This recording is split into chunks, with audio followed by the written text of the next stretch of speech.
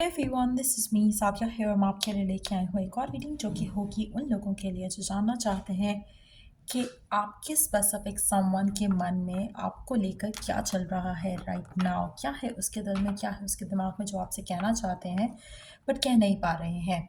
सो इस रीडिंग में हम उनके मैसेजेस ऐड करेंगे and that's gonna be it. So stay tune. और रीडिंग शुरू करने से पहले रिमाइंड करवा दूँ कि ये एक जनरल रीडिंग है, सबके साथ मैच कर भी सकती है और नहीं भी।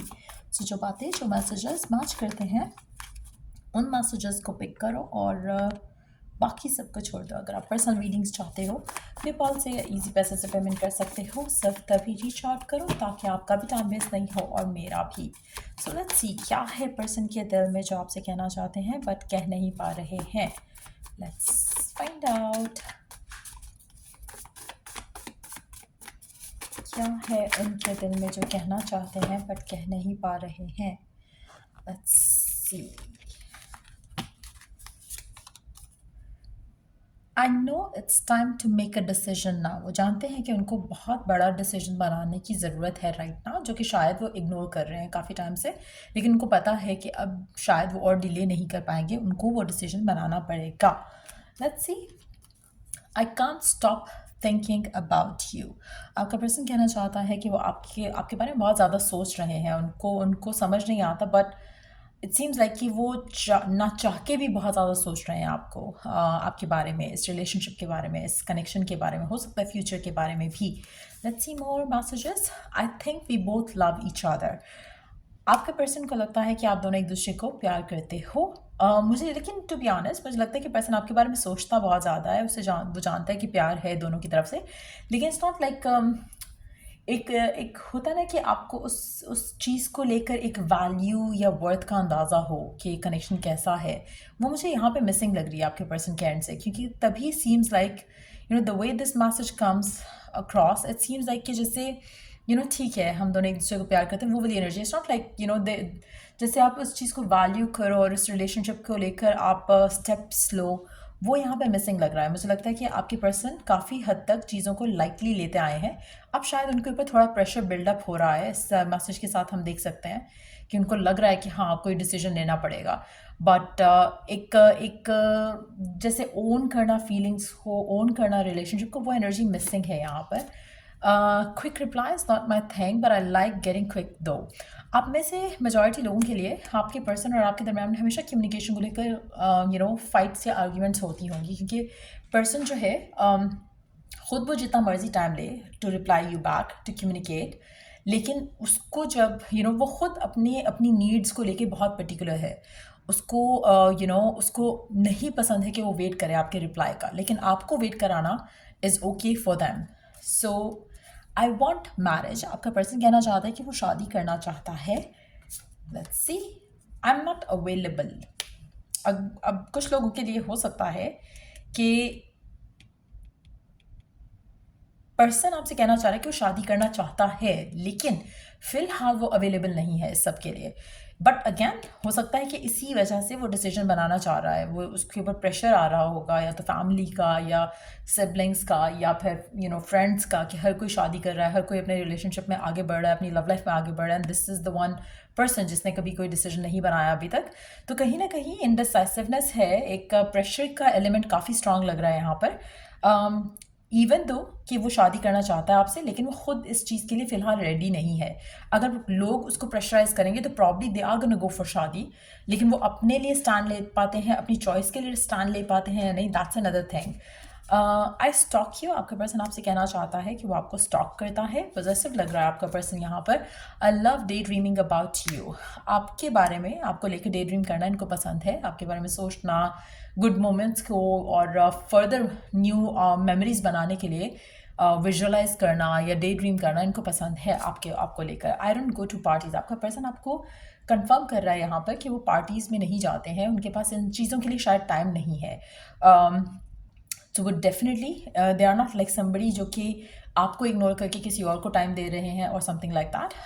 सो या I don't want to reveal my feelings. आपका पर्सन अपनी फीलिंग्स रिवील करने से डरता है या फिर उसको कंफर्टेबल नहीं फील होता रिवील करना। एक्सप्रेसिव हो सकता है कि ना हो आपका person. Let's see more messages. I am still not over you. अगर आप राइट ना नो कॉन्टैक्ट की सिचुएशन में हो, पर्सन स्टिल आप में इन्वेस्टेड है इमोशनली, वो आपके बारे में सोचते हैं, वो शादी करना चाहते हैं, वो स्टॉक कर रहे हैं आपको, डे ड्रीम करते हैं आपके बारे में, बहुत ज़्यादा सोचते हैं आपके बारे में। उनको लगता है कि yes there is a connection जो आप दोनों को जोड़े रखा है still, but at the same time मुझे लगता है कि फ़िलहाल पर्सन अनअवेलेबल है। I will wait for a sign from you. अगर आपने या आपके पर्सन ने एक दूसरे को ब्लॉक किया हुआ है, पर्सन जो है कम्युनिकेशन के लिए साइन का वेट करेगा, वो डायरेक्ट कम्युनिकेट नहीं करेगा अगेन क्योंकि शायद एक्सप्रेसिव नहीं है पर्सन ज़्यादा, इस वजह से वो शायद थोड़ा अपने आप को होल्ड बैक रख रहे हैं इस रिलेशनशिप से या एक्सप्रेस होने से at least. Let's see more messages, और क्या कहना चाहता है आपका पर्सन आपसे राइट नाउ।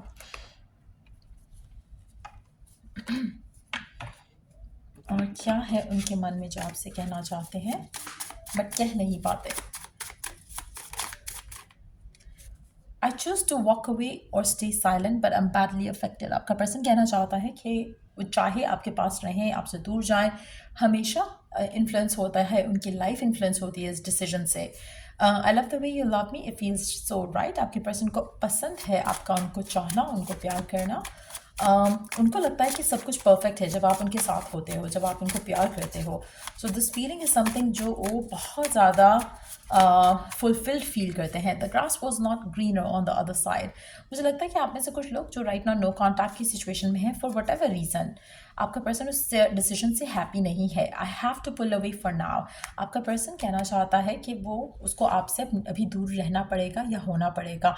आप में से कुछ लोग ऑलरेडी शायद नो कॉन्टैक्ट में हो, बट अगर नो कॉन्टैक्ट में हो तब भी पर्सन की ज़िंदगी में सीम्स लाइक कि कोई और नहीं है, वो आप में इन्वेस्टेड है। शायद वो आपको कमिट नहीं कर सकते हैं राइट नाउ, इसलिए वो आपकी तरफ एक्शन नहीं ले रहे हैं, बट जब वो एक्शन लेने की पोजीशन में होंगे वो आपके पास ज़रूर एक्शन लेकर आएंगे। Let's see some more cards, और क्या कहना चाहता है पर्सन आपसे जो कह नहीं पाता है। Let's see. Okay, you have been in my dreams lately. आपका पर्सन आपसे कहना चाहता है कि वो आपको ख्वाब में देख रहे हैं रिसेंट टाइम्स में। उनकी लाइफ बोरिंग, डल और ज़िंदगी अलूफ टाइप की है। आपको अगर कुछ और लगता है तो ऐसा नहीं है। यहाँ पर भी वो चीज़ रिवील कर रहे हैं कि वो they don't go to parties, वो ज़्यादा आउटिंग्स और पार्टीज़ और इस तरह की चीज़ों में नहीं है। बट समहाउ शायद आपके माइंड में उनका एक डिफरेंट इमेज है, बट उनकी लाइफ ऐसी नहीं है। आपको शायद लगता है कि उनकी लाइफ बहुत हैपनिंग है, बहुत लड़के लड़कियां हैं उनकी ज़िंदगी में। ऐसा बिल्कुल नहीं है। मुझे लगता है कि पर्सन जो है फ़िलहाल या तो कैरियर ओरिएंटेड है या फिर इस तरह की चीज़ों में ज़्यादा फोकस्ड है। I believe we are destined to be together. आपका पर्सन कहना चाहता है कि उसको बिलीव है कि आप दोनों अल्टीमेटली एक दूसरे के साथ आओगे। I wish you were mine. आपका पर्सन कहीं ना कहीं विश करता है इस रिलेशनशिप को लेकर, फ्यूचर को लेकर, बट आप में से कुछ लोग हो सकता है कि एक मैरिड पर्सन से डील कर रहे हो। I love my kids more than anything, so जो कि अगैन इज़ द रीज़न जहाँ पे वो अवेलेबल नहीं है। बट मुझे लगता है कि गिवन सर्कमस्टांसेस में मेजॉरिटी लोगों के लिए अगर आप नो कॉन्टैक्ट में हो, ये पर्सन आपके पास वापस आएगा जब कमिटमेंट के लिए रेडी हो सकेगा। क्योंकि अगर आपका ब्रेकअप हुआ तो डेफिनेटली वो इन्हीं रीजंस पे हुआ होगा कि पर्सन आपको ज़्यादा टाइम नहीं दे पा रहा था। फ़िलहाल वो वापस आना चाहता है बट एक्शन लेने के मूड में नहीं है, आउट ऑफ देयर फियर। अगर उनको क्लैरिटी मिल जाए या साइन मिल जाए आपकी तरफ से, वो डेफिनेटली आपकी तरफ एक्शन लेंगे। अगैन आप में से कुछ लोग अगर थर्ड पार्टी में हो तो आपका पर्सन इसलिए शायद आपके साथ नहीं है फ़िलहाल क्योंकि वो आपको प्रॉमिस नहीं कर सकता कुछ भी फ्यूचर से रिलेटेड। बट मेजॉरिटी लोगों के लिए this person is interested in you. Person प्यार करता है आपसे, but at the same time यहाँ पे सर्कमस्टांशियल ब्लॉक्स काफ़ी डोमिनेंट हैं इस पर्सन की एनर्जी के ऊपर। बट मुझे लगता है कि आने वाले टाइम में डेफिनेटली कोई डिसीजन बनाएंगे because they have to make a decision, जैसे पहले कार्ड में था। सो मुझे लगता है कि कुछ चीज़ें सॉर्ट आउट हो जाएंगी आपके और इस इंसान के दरमियान में।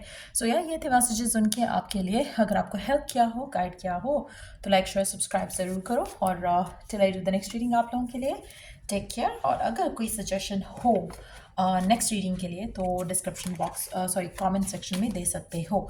So till I do the next reading आप लोगों के लिए टेक केयर एंड बाय।